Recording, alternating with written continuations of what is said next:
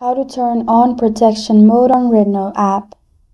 Hi everyone, it's Sophia to assist you today without any delay. Let's jump right in. First, open REDnote app, log into your account, then you will find this kind of screen pop up. Click on three lines located on top left corner of your screen. Then click on settings located on bottom left corner of your screen.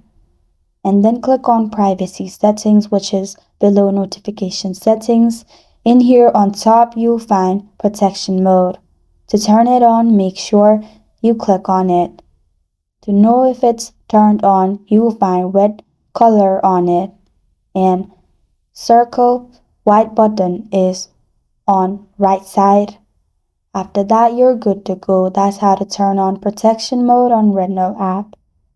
Thank you for joining me today. If this video helps you out, please leave a like and subscribe for more. Got a question or want to suggest a topic? Comment below. I am Sophia signing off. Until next time.